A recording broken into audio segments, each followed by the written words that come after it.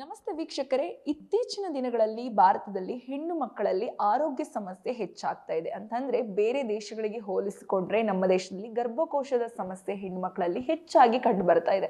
PCOD ಇರ್ಬೋದು, ಅಥವಾ periods ಆಗುವಾಗ ಲೇಟ್ ಪೀರಿಯಡ್ ಆಗೋ ಸಮಸ್ಯೆ ಇರ್ಬೋದು, ಮಾತ್ರೆ ತಗೊಂಡ್ರೆ ಮಾತ್ರ ಕೆಲವೊಬ್ಬರಲ್ಲಿ ಪೀರಿಯಡ್ಸ್ ಆಗೋದಿರ್ಬೋದು, ಅಥವಾ ಗರ್ಭಕೋಶದ ಕ್ಯಾನ್ಸರ್ ಇರ್ಬೋದು, ಕೆಲವೊಂದಿಷ್ಟು ಜನರಿಗೆ ಏನು ಮಗು ಆಗದೆ ಇರುವಂತ ಸಮಸ್ಯೆ ಇರ್ಬೋದು. ಈ ರೀತಿಯಾದ ಸಮಸ್ಯೆಗಳು ಇಂಡಿಯಾದಲ್ಲಿ ಹೆಚ್ಚಾಗಿ ಕಂಡು ಬರ್ತಾ ಇದೆ. ಹಾಗಾದ್ರೆ ಇದಕ್ಕೆಲ್ಲ ಕಾರಣ ಏನಿರ್ಬೋದು? ಇದನ್ನೆಲ್ಲ ಮಾತಾಡ್ಲಿಕ್ಕೆ ನಮ್ಮ ಜೊತೆ ಇವತ್ತು ಡಾಕ್ಟರ್ ಶರದಿನಿ ಅವರಿದ್ದಾರೆ. ಅವ್ರನ್ನ ಮಾತಾಡ್ಸೋಣ ಬನ್ನಿ. ಮೇಡಮ್ ನಮಸ್ತೆ. ನಮಸ್ಕಾರ. ನಾನು ಆಗ್ಲೇ ಹೇಳಿದಾಗೆ ಬೇರೆ ದೇಶಗಳಿಗೆ ಹೋಲಿಸ್ಕೊಂಡ್ರೆ ಭಾರತದಲ್ಲಿ ಹೆಣ್ಮಕ್ಳಲ್ಲಿ ಗರ್ಭಕೋಶದ ಸಮಸ್ಯೆ ಹೆಚ್ಚಾಗಿ ಕಂಡು ಬರ್ತಾ ಇದೆ. ಏನಿದು ಗರ್ಭಕೋಶದ ಸಮಸ್ಯೆ? ಯಾವ ರೀತಿಯಾಗಿ ಕಂಡು ಬರ್ತಾ ಇದೆ? ಹೆಣ್ಮಕ್ಳ ರಿಲೇಟೆಡ್ ಸಮಸ್ಯೆಗಳಂದ್ರೆ ರಿಲೇಟೆಡ್ ಟು ಯೂಟ್ರಸ್, ಗರ್ಭಕೋಶ, ಅಂಡಾಶಯ, tubes and vagina. These are the things. ಇತ್ತೀಚೆಗೆ ಏನಂದರೆ ಪಾಲಿಸಿಸ್ಟಿಕ್ ಓವೇರಿಯನ್ ಸಿಂಡ್ರೋಮ್ ಅಂತ ಹೇಳ್ತೀವಿ, ಅದು ಜಾಸ್ತಿ ಆಗಿದೆ. Mainly because of lifestyle modification, lifestyle ವೇರಿಯೇಷನ್ಗೆ ಮೋರ್ ಆಫ್ ಜಾಸ್ತಿ ಇವಾಗ ಜಂಕ್ ಫುಡ್ಸ್ ತಿನ್ನೋದು, ಎಕ್ಸಸೈಸ್ ಕಡಿಮೆ, ಆಲ್ಸಿತನ ಜಾಸ್ತಿ ಆಗಿದೆ. ಕಂಪೇರ್ ಟು ಮುಂಚೆ ಎಷ್ಟು ಕೆಲಸ ಮಾಡ್ತಾಯಿದ್ವಿ, ಈಗ ಯಾರೂ ಅಷ್ಟು ಕೆಲಸ ಮಾಡ್ತಾ ಇಲ್ಲ, ಫಿಸಿಕಲ್ ಆ್ಯಕ್ಟಿವಿಟಿ. ಆ ರೀಸನಿಂದ ಪಾಲಿಸಿಸ್ಟಿಕ್ ಓವೇರಿಯನ್ ಸಿಂಡ್ರೋಮ್ ಜಾಸ್ತಿ ಆಗ್ತಾ ಇದೆ. ಎಲ್ಲೋ ಒಂದು ಕಡೆ ಯಾವ ಹೆಣ್ಮಕ್ಳಲ್ಲೂ ಕೇಳಿದ್ರು PCOD ಸಮಸ್ಯೆ, ನಮಗೆ ಮಾತ್ರೆ ತಿಂದ್ರೇ ನನಗೆ ಪೀರಿಯಡ್ಸ್ ಆಗೋದು, ಇಲ್ಲ ಅಂತಂದರೆ ನನಗೆ ಪೀರಿಯಡ್ಸ್ ಆಗಲ್ಲ, ಇಲ್ಲ ಅಂತಂದರೆ ಒಂದು 2 to 3 monthsಗೆ ಒಂದ್ಸಲ ಮಾತ್ರ ಪೀರಿಯಡ್ಸ್ ಆಗುತ್ತೆ ಅನ್ನೋದು, ಇಂಥ ಸಮಸ್ಯೆಗಳು ಹೆಚ್ಚಾಗಿ ಕಂಡು ಬರ್ತಿದೆ. ಏನಿದು PCOD ಸಮಸ್ಯೆ ಅಂತಂದರೆ ಏನು ಮೇಡಮ್? PCOD ಅಂದರೆ ತಿಂಗಳು ಯಾವಾಗ ಪೀರಿಯಡ್ಸ್ ಆಗುತ್ತೆ ಆವಾಗ 14 days ಪ್ರಯರ್ ಓವರಿಯಲ್ಲಿ, ಅಂಡಾಶಯದಲ್ಲಿ ಒಂದು ಓವಮ್ ಅಂತ ರಿಲೀಸ್ ಆಗಬೇಕು. ರಿಲೀಸ್ ಆದಮೇಲೆ 14 daysಗೆ ಪೀರಿಯಡ್ಸ್ ಆಗುತ್ತೆ. PCOS ಅಲ್ಲಿ ಏನಾಗುತ್ತೆ, because of hormonal variation, most common causes obesity only, ದಪ್ಪ ಇರೋದ್ರಿಂದ. ಸೊ ಅವಾಗ ಏನಾಗ್ಬಿಡುತ್ತೆ ಅಂದರೆ ತಿಂಗಳು ಅದು 14 days ಪ್ರಯರ್ ಟು ಪೀರಿಯಡ್ ಅದು ಅಂಡಾಶಯ ಒಡ್ಕೊಳ್ಬೇಕು. ಓವಮ್ ಇದು ಸಿಸ್ಟ್ ಇದು ಫಾಲಿಕಲ್ ಆಗಿರುತ್ತಲ್ಲ, ಅದು ಒಡ್ಕೊಳ್ಬೇಕು, ಅದು ಒಡ್ಕೊಳ್ಳೋದಿಲ್ಲ. ಅದಕ್ಕೆ ಏನಾಗುತ್ತೆ ಅಂದರೆ ಅದು ಅಲ್ಲೇ ಕೂತ್ಕೊಂಡ್ಬಿಡುತ್ತೆ, ಸಿಸ್ಟ್ ರಪ್ಚರ್ ಆಗೋದಿಲ್ಲ. ತಿಂಗಳು ಹಾಗೆ ಆಗಿ ಏನಾಗುತ್ತೆ, ಅದು ಓವರಿಯನ್ ಸೈಜ್ ಜಾಸ್ತಿ ಆಗುತ್ತೆ, ಮಲ್ಟಿಪಲ್ ಸಿಸ್ಟ್ ಫಾರ್ಮ್ ಆಗುತ್ತೆ. ಅದ್ರ ಜೊತೆ the hormones, androgens, so hormonal imbalance ಆಗೋದ್ರಿಂದ ಇದು ಪ್ರಾಬ್ಲಮ್ ಆಗುತ್ತೆ. It's a vicious cycle again. ಅದರಿಂದ ಏನಾಗುತ್ತೆ, ಪೀರಿಯಡ್ಸ್ ಇರ್ರೆಗ್ಯುಲರ್ ಆಗುತ್ತೆ, ಪ್ಲಸ್ ದಪ್ಪನೂ ಆಗಿಬಿಡ್ತಾರೆ. ದಪ್ಪಾಗಿ ಮತ್ತೆ ಅದು ಓವೇರಿಯನ್ ಸಿಸ್ಟ್ ಅದೇ ಫಾರ್ಮ್ ಹಾಕ್ಕೊಂತ ಹೋಗುತ್ತೆ. ಸೊ ಅದಾಗೋದ್ರಿಂದ ಪೀರಿಯಡ್ಸ್ ಆಗಲ್ಲ.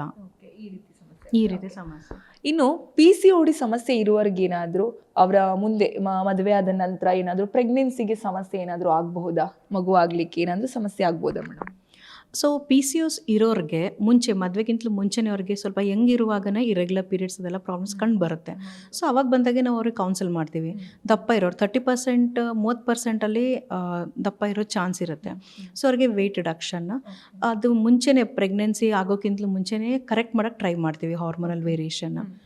ಸೊ ಆ ಥರ ಮಾಡ್ಬೋದು. ಒಬ್ಬರೊಬ್ಬರು ಡೈರೆಕ್ಟ್ ಮದುವೆ ಆದಮೇಲೆ ಬರ್ತಾರೆ, ಅವ್ರಿಗೆ ಪ್ರೆಗ್ನೆನ್ಸಿ ಆಗೋ ಚಾನ್ಸ್ ಸ್ವಲ್ಪ ಕಮ್ಮಿ ಇರುತ್ತೆ. ಇನ್ಫರ್ಟಿಲಿಟಿ ಚಾನ್ಸಸ್ ಆರ್ ಹೈ ಜಾಸ್ತಿ. ಓಕೆ. ಎಲ್ಲೋ ಒಂದು ಕಡೆ ಬೇರೆ ದೇಶಗಳಿಗೆ ಹೋಲಿಸ್ಕೊಂಡ್ರೆ WHO ಪ್ರಕಾರ ಭಾರತದಲ್ಲಿ ಹೆಚ್ಚಿನ ಹೆಣ್ಣು ಮಕ್ಕಳಿಗೆ ಗರ್ಭಕೋಶದ ಕ್ಯಾನ್ಸರ್ ಸಮಸ್ಯೆ ಇದೆ ಅನ್ನುವಂಥದ್ದು ಕಂಡು ಬಂದಿದೆ.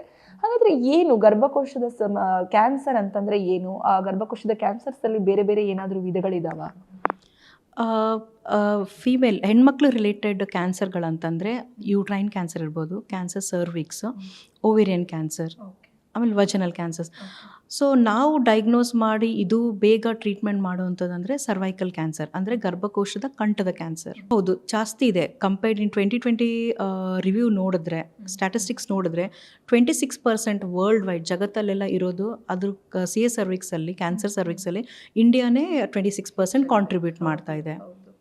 ಸೊ ಇದಕ್ಕೆ low immunity cause, early marriage, more exposure to early age of sexual active early ಏಜಲ್ಲಿ ಆಗೋದ್ರಿಂದ, ಲೇಟ್ ಮೆನೋಪಾಸ್, ಮಲ್ಟಿಪಲ್ ಪ್ಯಾರಿಟಿ ಅಂದರೆ ತುಂಬ ಜನ ಮಕ್ಕಳು, ಹೈಯರ್ ಪ್ಯಾರಿಟಿ 4-5 ಮಕ್ಕಳು, ಆ ಥರ, ಲೋ ಇಮ್ಯುನಿಟಿ, ಸ್ಮೋಕಿಂಗ್, ಇವೆಲ್ಲ ರೀಸನ್ಗಳಿಂದ ಚಾನ್ಸಸ್ ಇರುತ್ತೆ ಕ್ಯಾನ್ಸರ್. ಇನ್ನೊಂದು ಏನು ರೀಸನ್ ಇರ್ಬೋದು ಅಂದರೆ ಇತ್ತೀಚೆಗೆ ಅವೇರ್ನೆಸ್ ಜಾಸ್ತಿ ಆಗಿದೆ, ಕ್ಯಾನ್ಸರ್ ಸ್ಕ್ರೀನಿಂಗು. ಪೆರಿಫರಿಯರೆಲ್ಲನೂ ಇವರೆಲ್ಲ ನರ್ಸಿಂಗು, ಇವರೆಲ್ಲ ಆಶಾ ವರ್ಕರ್ಸು, ಪ್ಲಸ್ ಅವ್ರಿಗೆಲ್ಲ ಅವೇರ್ನೆಸ್ ಹೇಳೋಕ್ಕೆ ಹೇಳ್ತೀವಿ. ಅದ್ರ ಜೊತೆ ಸ್ಕ್ರೀನಿಂಗು ಜಾಸ್ತಿ ಆಗಿದೆ. ಆ ಗ್ರೌಂಡ್ ಲೆವೆಲಲ್ಲಿ ಏನೇನು ಮಾಡ್ಬೋದು, ಮೈನರ್ ವೆರೈಟಿ ಅಂದರೆ not very complicated, easier type of screening methods ಎಲ್ಲ ಆಗಿ ಬೇರೆಯವ್ರಿಗೆಲ್ಲ ಇದಾಗ್ತಾ ಇದೆ. ಅವೇರ್ನೆಸ್ ಜಾಸ್ತಿ ಆಗೋದ್ರಿಂದ ಡಯಾಗ್ನೋಸಿಸ್ ಆಗ್ತಾ ಇದೆ. ಇನ್ನು ಗರ್ಭಕೋಶದ ಕ್ಯಾನ್ಸರ್ ಬಂದವರಿಗೆ ಅಥವಾ ಗರ್ಭಕೋಶದ ಸಮಸ್ಯೆ ಅಂದವರಿಗೆ ಅವೇರ್ನೆಸ್ ಮೂಲಕ ಈಗ ಡಾಕ್ಟರ್ ಹತ್ರ ಬಂದವರಿಗೆ ಹೆಚ್ಚಾಗಿ ಗರ್ಭಕೋಶನ ರಿಮೂವ್ ಮಾಡಿಸ್ತಾರೆ. ಗರ್ಭಕೋಶನ ಕ್ಯಾನ್ಸರ್ ಬಂದವ್ರನ್ನ ಗರ್ಭಕೋಶ ರಿಮೂವ್ ಮಾಡಿಸೋದ್ರಿಂದ ಕಂಪ್ಲೀಟ್ ಆಗಿ ಅವರು ಕ್ಯಾನ್ಸರಿಂದ ಹೊರಗೆ ಬರ್ತಾರಾ, ಅವರು ಆರೋಗ್ಯವಂತರಾಗ್ತಾರಾ, ಹೇಗೆ? ಅದು ಸ್ಟೇಜಸ್ ಮೇಲಿರುತ್ತೆ. 80% ಆಫ್ ದ ಕಂಡೀಷನ್ ಕ್ಯಾನ್ಸರ್ ಸರ್ವಿಕ್ಸಲ್ಲಿ ಲೇಟರ್ ಸ್ಟೇಜಲ್ಲೇ ಡಯಾಗ್ನೋಸ್ ಆಗುತ್ತೆ. ಅವ್ರು ಬೇಗ ಬರಲ್ಲ ಸ್ಕ್ರೀನಿಂಗಿಗೆ, ಅವ್ರಿಗೆ ಅವೇರ್ನೆಸ್ ಇರಲ್ಲ. ಸೊ ಅವಾಗ ಅದು ಕಷ್ಟ. Recurrence are high. Complete cure ಆಗುತ್ತೆ ಅಂತ ಹೇಳೋಕ್ಕಾಗಲ್ಲ. ಬಟ್ ಅರ್ಲಿ ಸ್ಟೇಜಸ್ ಇದ್ದರೆ ಚಾನ್ಸಸ್ ಆರ್ ದೇರ್.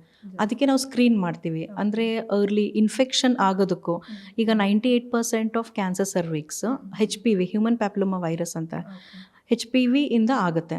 ಸೊ ಆ ಇನ್ಫೆಕ್ಷನ್ ಆಗಿ ಕ್ಯಾನ್ಸರ್ ಆಗೋದಕ್ಕೂ 10 years ಇರುತ್ತೆ ಲೇಟೆನ್ಸಿ ಪೀರಿಯಡ್. ಸೊ ಆ ಟೈಮಲ್ಲಿ ನಾವು ಸ್ಕ್ರೀನ್ ಮಾಡಿದ್ರೆ ರೆಮಿಷನ್ 90%.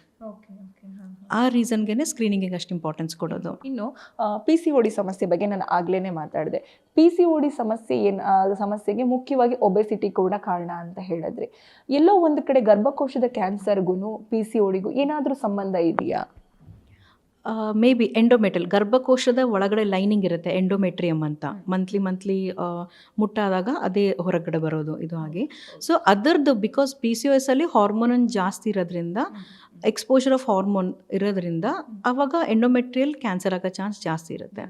ಜೊತೆಗೆ ಫೈಬ್ರಾಯ್ಡ್ ಅದು ಚಾನ್ಸಸ್ಸು ಜಾಸ್ತಿ ಇರುತ್ತೆ.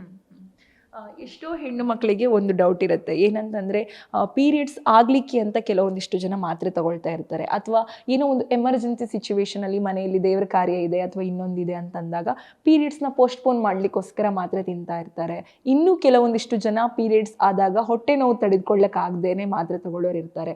ಈ ರೀತಿಯಾಗಿ ಮಾತ್ರೆ ಸೇವನೆ ಮಾಡೋದ್ರಿಂದ ಏನಾದರೂ ಗರ್ಭಕೋಶದ ಕ್ಯಾನ್ಸರು ಅಥವಾ ಬೇರೆ ಏನಾದರೂ ಗರ್ಭಕೋಶಕ್ಕೆ ಸಂಬಂಧಪಟ್ಟ ಎಫೆಕ್ಟ್ ಏನಾದರೂ ಆಗ್ಬೋದು ಅವರಲ್ಲಿ?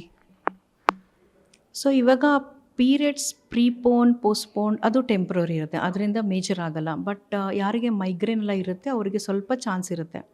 ಮೈಗ್ರೇನ್ ಸ್ವಲ್ಪ ಆಗ್ಬೋದು.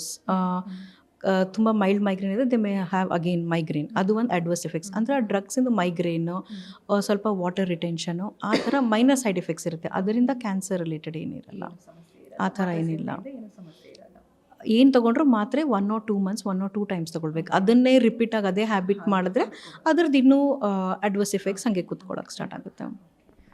ಎಲ್ಲೋ ಒಂದು ಕಡೆ ಗರ್ಭಕೋಶದಲ್ಲಿ ಸಿಸ್ಟ್ ಬೆಳೆದಿದೆ ಅನ್ನೋವಂಥದ್ದು ಕೇಳಿಬರ್ತೀವಿ. ಸ್ಕ್ಯಾನ್ ಮಾಡಿದಾಗ ಎಷ್ಟೋ ಜನ ಜಾಸ್ತಿ ಟ್ಯಾಬ್ಲೆಟ್ಸು ಮೆಡಿಷನ್ಗೆ ಅಡಿಕ್ಟ್ ಆದವ್ರಿಗೆ ಹೆಚ್ಚಾಗಿ ಸಿಸ್ಟ್ ಇರುತ್ತೆ ಹೊಟ್ಟೆಯಲ್ಲಿ ಅಂತ ಹೇಳ್ತಾರೆ. ಏನಿದು ಗರ್ಭಕೋಶದಲ್ಲಿ ಸಿಸ್ಟ್ ಬೆಳೆಯೋದಂತಂದರೆ ಏನು?